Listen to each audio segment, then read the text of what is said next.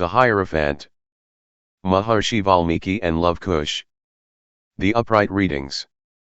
Mercy, conformity, forgiveness, social approval, bonded, inspiration, spiritual wisdom, religious beliefs, conformity, tradition, institutions. This card is a neutral card. Neutral means a person who does not interfere in others' life. Cool in himself. You neither take anything from anyone nor give anything to anyone. There is kindness and forgiveness in your heart for everyone. The thought of revenge is never in your mind. You forgive even those who hurt you.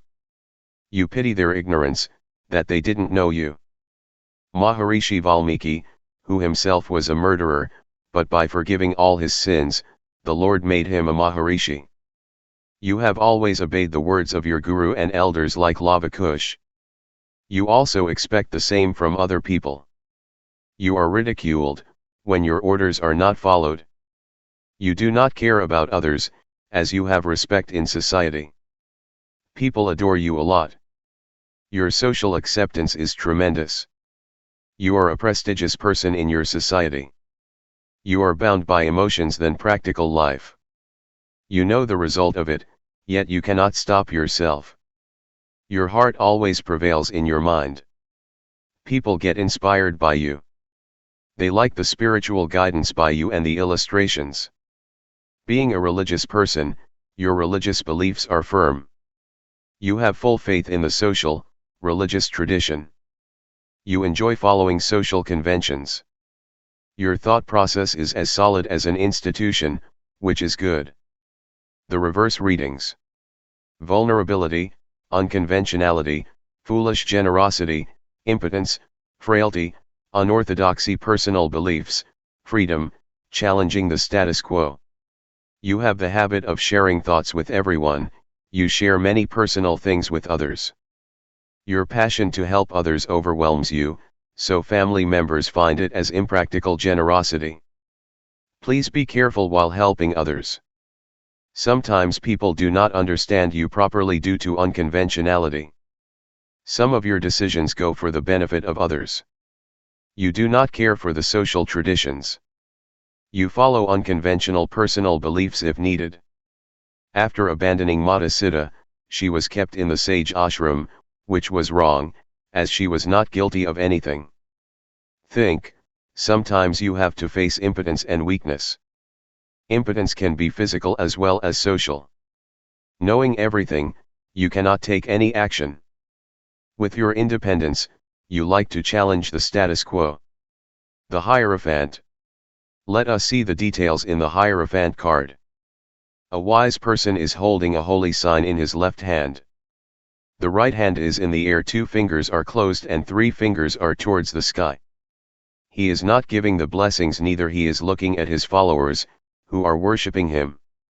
The 2 followers are surprisingly the twins, they are shown as bald figures wearing identical clothes. In reality, they are Lava Kush, the twins of Prabhu Ram. The fatherly figure is Maharishi Valmiki. Maharishi Valmiki wrote the epic, Ramayana.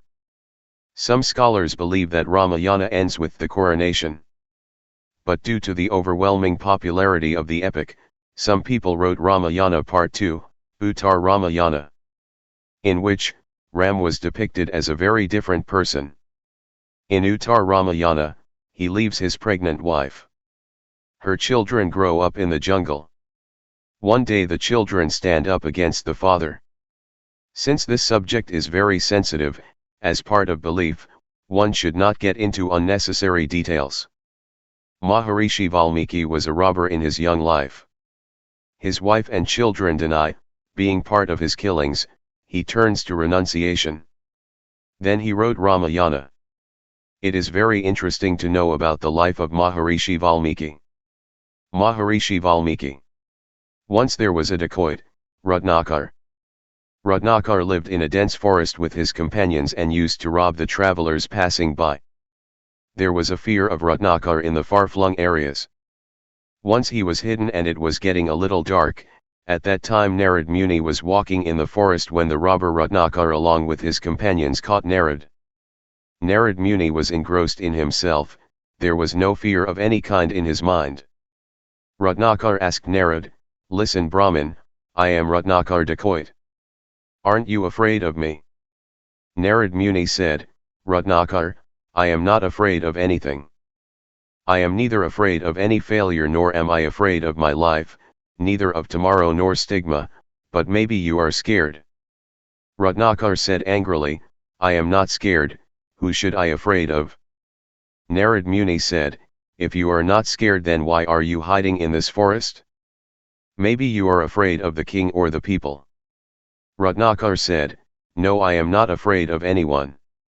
Narad Muni smiled and said, "You commit sin and you are afraid of sin, so you are hiding, but perhaps you do not know that you are the one who is responsible for your sin. You will have to bear the punishment alone, no one will support you." Ratnakar said angrily, "You are provoking me Brahmin, I do all this to feed my family. My wife, children, my parents, everyone is with me. They share the sin also." Narad Muni said, "Ratnakar, I do not fear for my life, I will wait, you go to your house and ask everyone whether they are with you in the sin." Ratnakar got the words of Narad Muni, he tied Narad to a tree and went to his house. He first asked his wife, "The sin that I commit, are you with me in that sin?" His wife replied, "You are the guardian of this family, it is your duty to feed the family, I have no part in your sin." Ratnakar went to his parents feeling sad and asked the same question. They replied, "Son, this is your earning, we have no part in this sin." The robber Ratnakar was shocked to hear that the family members were not ready to be part of his sin. Then for whom he is committing this sin? Ratnakar in gloom and desperation went back to Narad Muni, hold his feet, asking for forgiveness. Narada Muni gave him the knowledge of the truth. Narad Muni said, "Ratnakar, whatever you do on this earth, whether wrong or right, you will get the sins and virtues. You are responsible for all your misdeeds. You are also responsible for whatever sins you committed in the past life, and you alone will be responsible for whatever you will do in the future." Narad Muni introduced Ratnakar to the truth and also preached to him to chant the name of Rama. Ratnakar was unable to pronounce Ram, so Narad Muni asked him to pronounce Mara Mara, one who is near to the death. While chanting Mara Mara, Ratnakar started chanting the name of Ram, and ahead, Ratnakar became Maharishi Valmiki. Maharishi Valmiki is the greatest sage of ancient times. He is a learned poet of Sanskrit and the author of the world's largest epic Ramayana. Maharishi Valmiki wrote the Ramayana in Sanskrit.